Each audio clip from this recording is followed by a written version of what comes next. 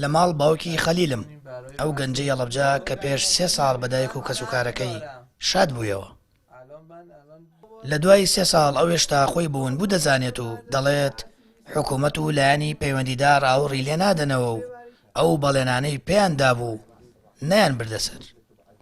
خەلیل ساڵح دەڵێت هێشتا شوێنێکی نیشتەجێیان بۆ دابین نەکردووە.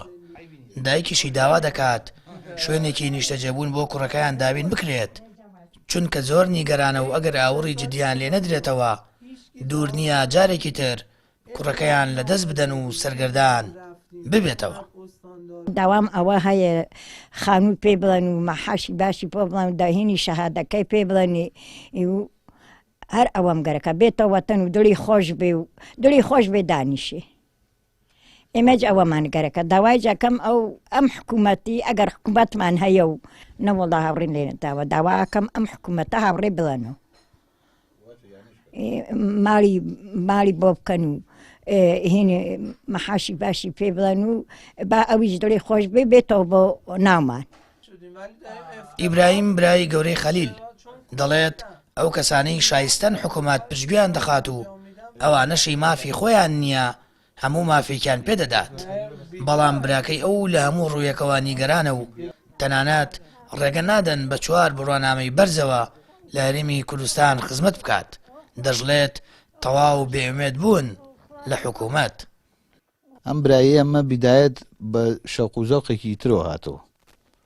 چۆن شەوق و زەوق هاتۆ بە تەما بوو لێرە خانی بۆ بکەن تەعینی بکەن لەلای ئەمە دانیشێت.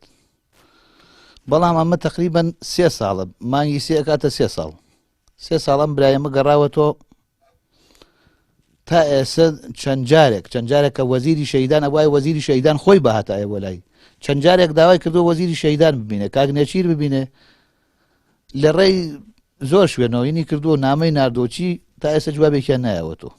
ئێمە داواکارین لە جەنابتان خەریکە بێومێ دەبین لە حکوومەت بەڕاستی تاواکارین لە جەنابتان ئەگەر ئەتوانن خانوێکی بۆ بکەن با دانیشێ لە لای دایکم و نەگەڕێتەوە بۆ ئێران. خەلیل لە وڵاتی ئێران 3 بڕوانامەی باڵای هەیە و تەقەی لە دەرگای حکوومەت و گشت دامەزراوەکان داوە وەڵامیان نەداوەتەوە. ئەو دەڵێت تەنانەت شوێنێکی نیشتەجێیان بۆ دابین نەکردووە تا بە یەکجاری بگەڕێتەوە و لە هەرێمی کوردستان نیشتەجێ بێت. ئەو دۆزراوەی کیمیابارانی هەڵەبجە دەڵێت ئەگەر شوێن و ڕێی بۆ دابین بکرێت بە یەکجاری لە هەرێم نیشتەجێ دەبێت. شما واقعا نباید مثلا بیاید ناکرێت ئەم حکوومەتە بێت و ببینێت چ کێشە و گرفتێکم هەیە. من هەتا ئێستا شوێنێکە خێزان و مناڵەکانم بهێنمە ناوی نیمە. دابینکردنی مافە سەرەتایەکانی ژیان بۆ مرۆڤێک دوایی 30 ساڵ بۆ ئەم دەسەڵاتە گەورەیە ئەوەندە کارێکی قورس و گرانە.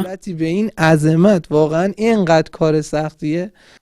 خەلیل هەندێک جار بە تەواوی ئومێد و گەشتبینیەوە باوەش بەدایکیدا دەکات بەڵام بێباکیەکەی حکوومەت بەرامبەری دوور نییە جارێکی تر لە ئامێزی دایکی دووری بخاتەوە. دۆسەی مناڵەون بووەکانی کیمیابارانەکەی هەڵەبجا ئەو چیرۆکە تراژیدیەیە هەرگیز کۆتایی نایەت.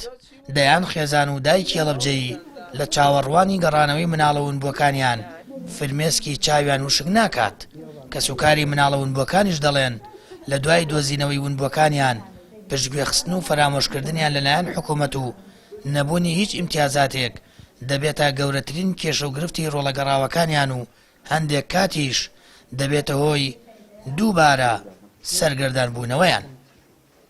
سامان فەتاح کەناڵی ئاسمانی پەیام ناحیەی بیارە.